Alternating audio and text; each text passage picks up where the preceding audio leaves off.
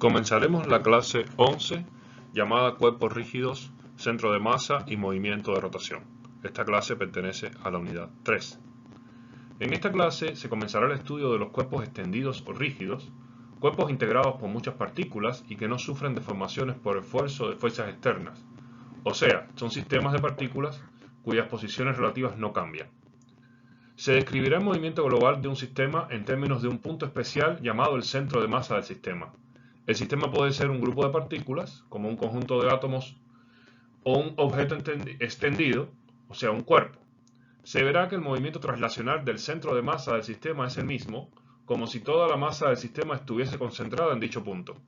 Es decir, el sistema se mueve como si la fuerza externa neta se aplicara a una sola partícula ubicada en el centro de masa.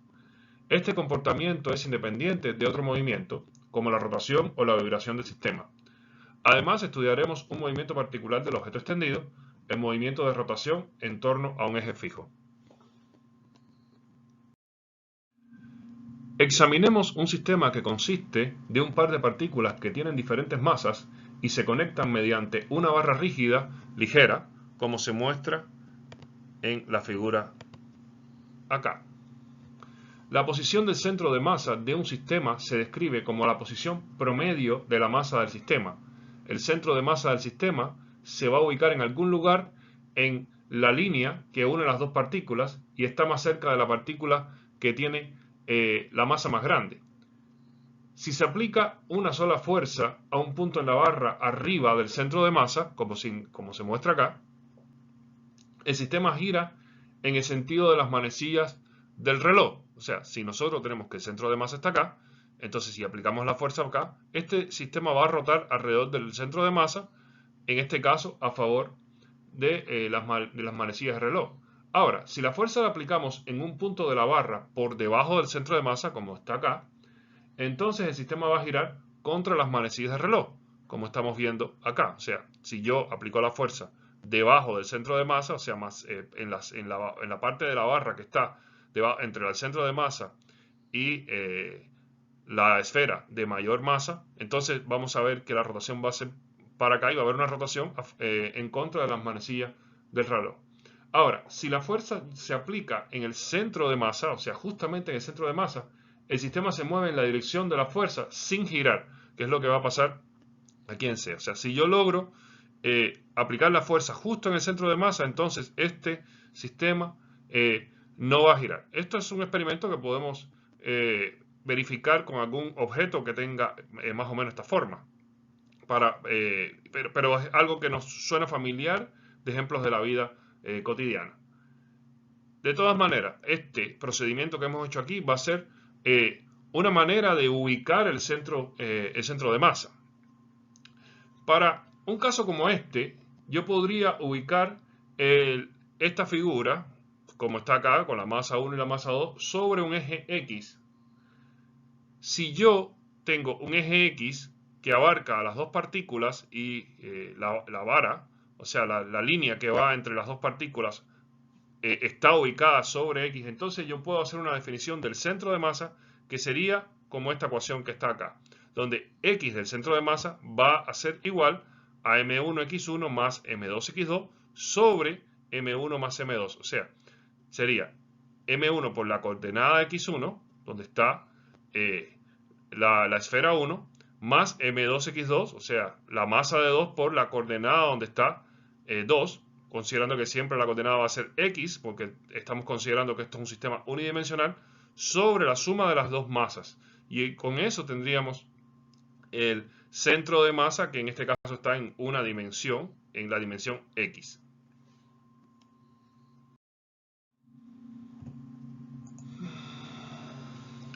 Si yo considerara que x1 es igual a 0, x2 es igual a d, que sería la distancia que hay entre las dos esferas, y m2 es igual a 2 veces m1, o sea que m2 es 2 veces más grande que m1, entonces podríamos aplicar, colocar esos números acá en esta ecuación. Entonces si x1 es 0, entonces este término se hace 0. En el caso de m2 sería 2 veces m1 por d, y aquí sería m1 más 2 veces m1 sería 3 veces M1, el M1 de arriba con el M1 de abajo sería, y me quedaría 2/3 de D.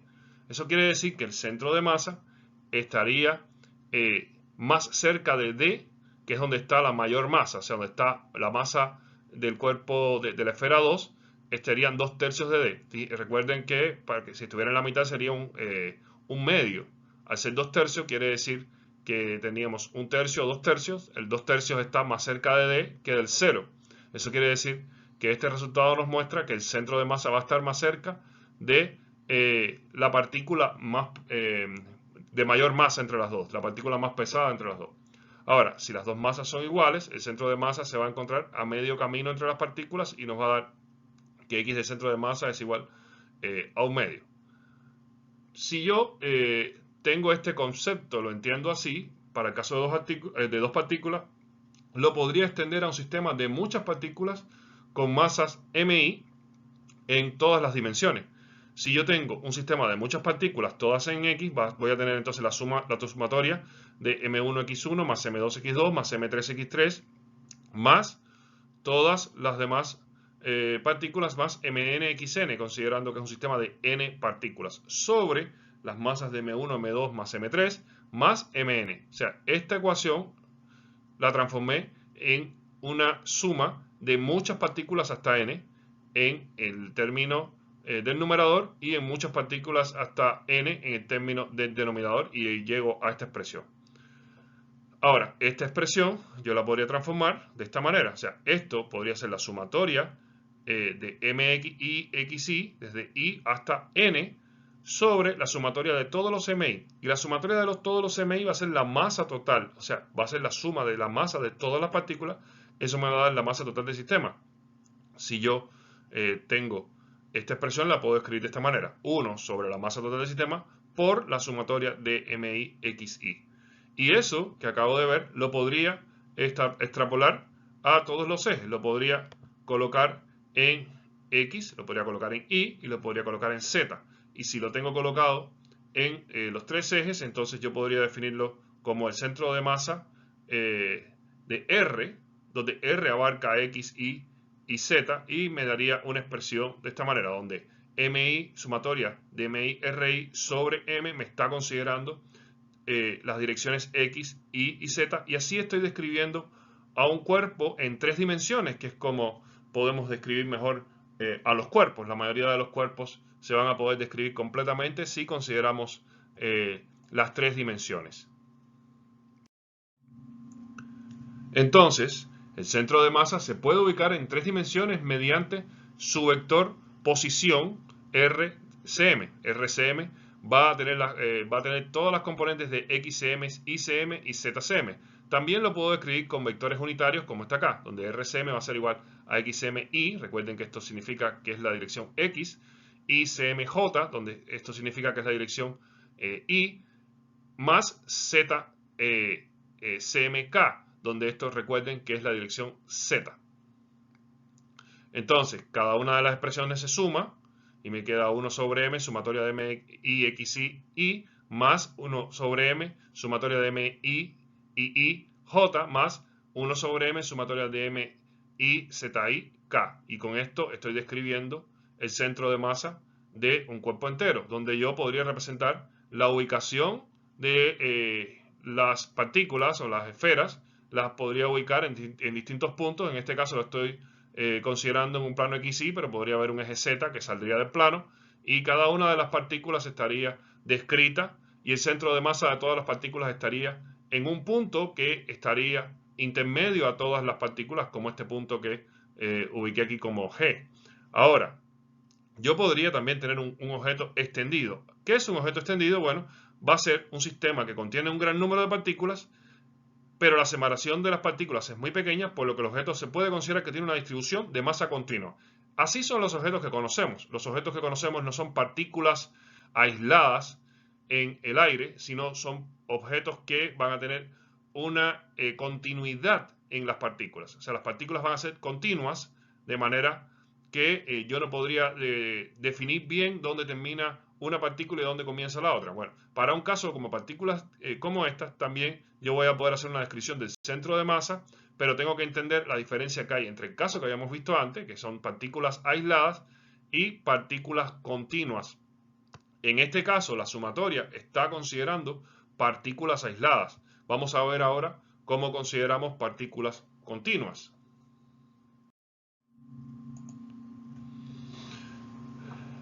La consideración de partículas continuas es a través de la descripción del objeto extendido. Yo, al dividir el objeto extendido en elementos de masa delta m, porque como no sé dónde termina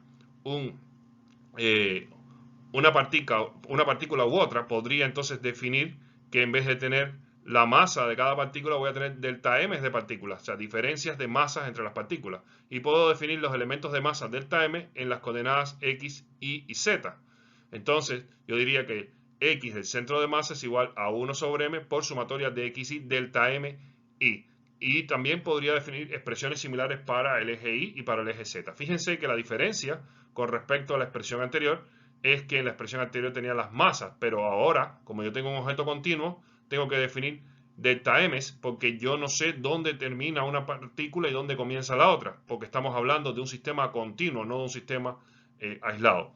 Si se hace que el número de n de elementos tiende a infinito, o sea que consideramos que el número de elementos n va a tender a infinito y el tamaño de cada elemento tiende a 0, o sea que son elementos muy pequeños, y además xcm se conoce con precisión, entonces se puede sustituir la suma mediante una integral y delta m por el elemento diferencial. Eso quiere decir que esta expresión que estamos acá la tendría que llevar al límite cuando delta m tiende a 0 de 1 sobre m sumatoria xy delta mi, y eso sería igual a 1 sobre m por la integral de x de m. O sea, lo que estamos haciendo es que al pasar un delta m como una diferencial de masa infinitesimal, o sea que estamos tomando unos delta m muy pequeños, entonces yo puedo convertir esto en una integral. Al convertir esto en una integral, entonces yo sí puedo analizar perfectamente bien el sistema del objeto extendido.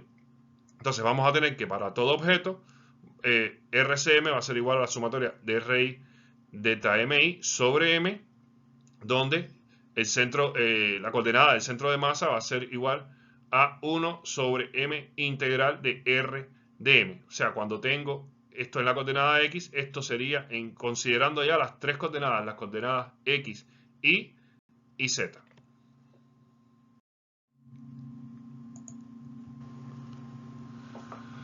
El centro de masa de cualquier objeto simétrico se va a encontrar sobre un eje de simetría y sobre cualquier plano de simetría. Por ejemplo, el centro de masa de una barra uniforme se encuentra a medio camino entre sus extremos. El centro de masa de una esfera o un cubo se encuentra en un centro geométrico.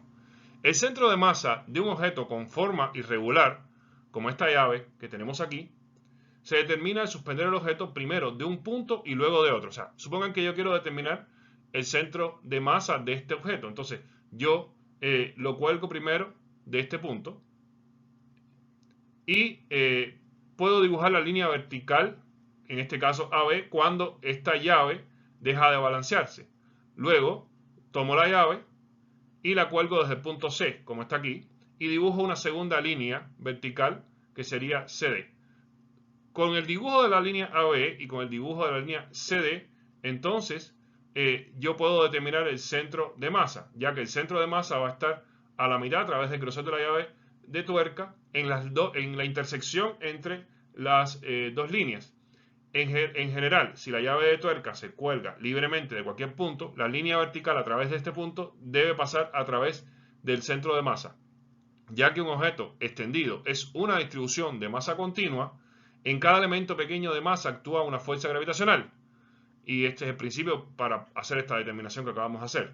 El efecto neto de todas estas fuerzas es equivalente al efecto de una sola fuerza mg, donde considero m como la masa total del sistema. Esta fuerza mg actúa a través de un punto especial que es llamado el centro de gravedad. Si la gravedad es constante sobre la distribución de masa, el centro de gravedad coincide con el centro de masa. Si un objeto extendido gira sobre un eje en su centro de gravedad, se equilibra en cualquier orientación.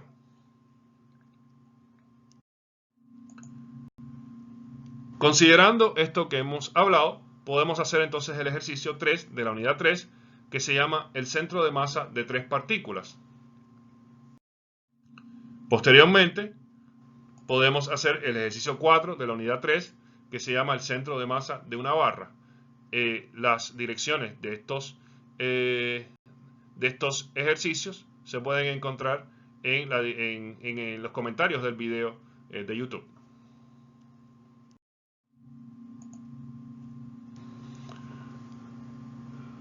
Veamos el movimiento de un sistema de partículas. Se puede entender el significado físico y la utilidad del concepto de centro de masa si se toma la derivada con el tiempo del vector posición para el centro de masa. Si se supone que m permanece constante para un sistema de partículas, esto es, que ninguna partícula entra o sale, se obtiene la siguiente expresión para la velocidad del centro de masa del sistema. O sea, partimos de la expresión que ya conocemos, que es RCm igual a 1 sobre m por sumatoria de mi RI. Esto está mostrando la posición del centro de masa. Yo podría obtener la velocidad del centro de masa si derivo RCm, que es la posición, con respecto al tiempo. Eso me daría, si yo sustituyo acá, 1 sobre m por sumatoria mi de RI de t, o sea, la derivada de r con respecto a t, que eso es igual a 1 sobre m por sumatoria de mi v, porque tenemos que dri dt es v. Entonces, tenemos que la velocidad del centro de masa es igual a 1 sobre m por la sumatoria de mi v. Si nosotros reordenamos esta ecuación, o sea, pasamos esta masa total para acá, entonces tenemos que la masa total por la velocidad del centro de masa va a ser igual a la sumatoria de mi v desde la partícula 1 hasta la partícula n. Y esto, recuerden que es la cantidad de movimiento que es P. Entonces yo puedo decir que la masa total del sistema por la velocidad del centro de masa va a ser igual a la cantidad de movimiento total del sistema. Entonces tenemos que la cantidad de movimiento total del sistema va a ser igual a su masa total multiplicada por la velocidad del centro de masa, lo cual se podría interpretar como que la cantidad de movimiento total del sistema va a ser igual a la de una sola partícula de masa m, que es la masa total, que se mueve con la velocidad del centro de masa.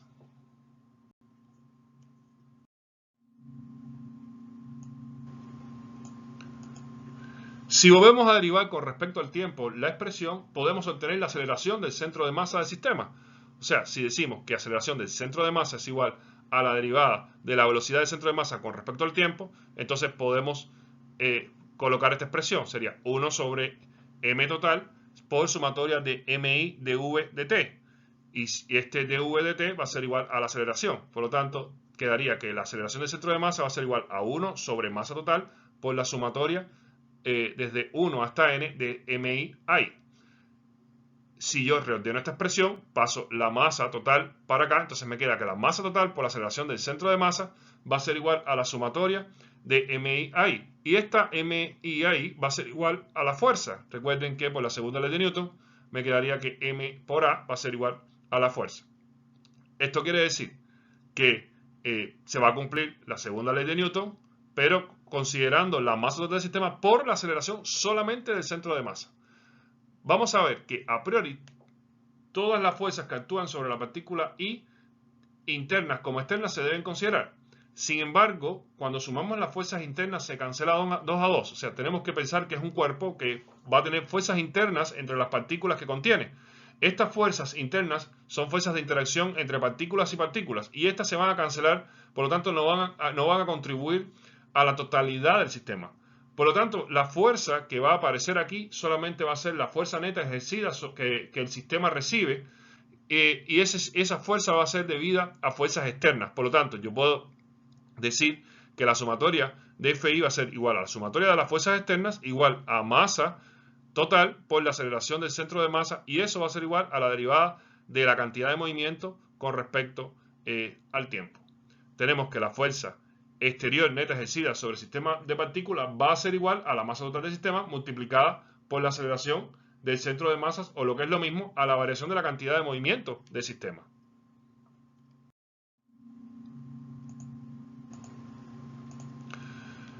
Tenemos que el centro de masa de un sistema se va a mover como una partícula imaginaria de masa m, de la masa total, bajo la influencia de la fuerza neta ejercida sobre el sistema.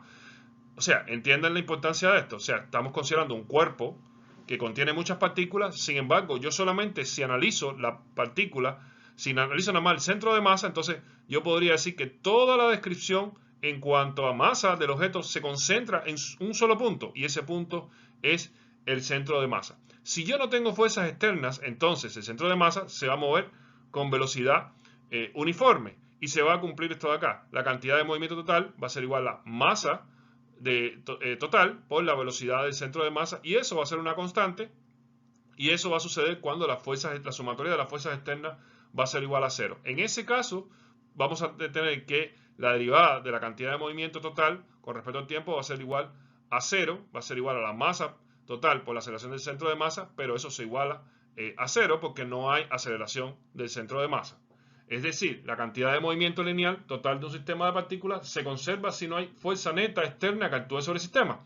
Para un sistema aislado de partículas, tanto la cantidad de movimiento total como la velocidad del centro de masa van a ser constantes en el tiempo.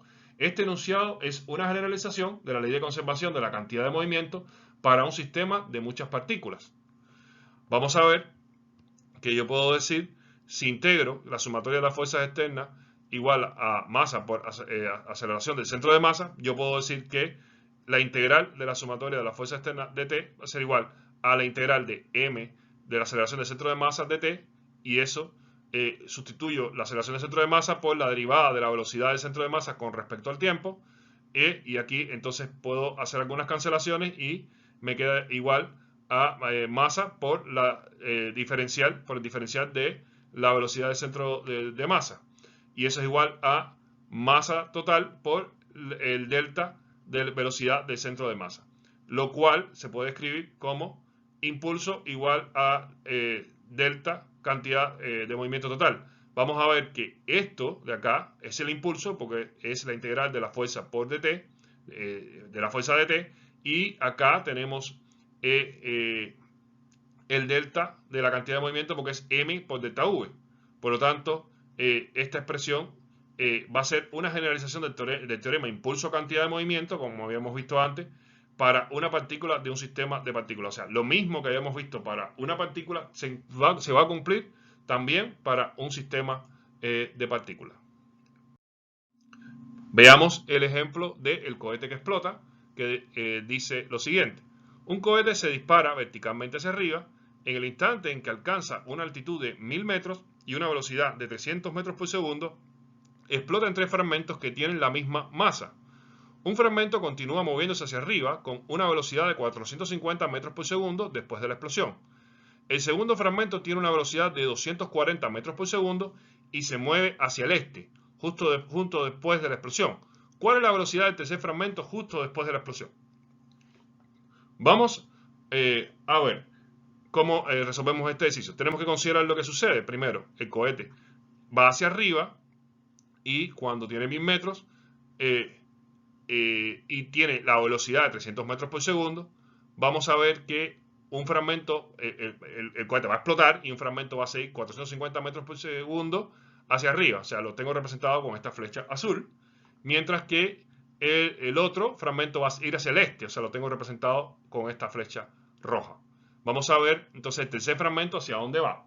Vamos a llamar a la masa total del cohete m mayúscula, por lo que la masa de cada fragmento va a ser m sobre 3, debido a que las fuerzas de la explosión son internas al sistema y no pueden afectar a su cantidad de movimiento total.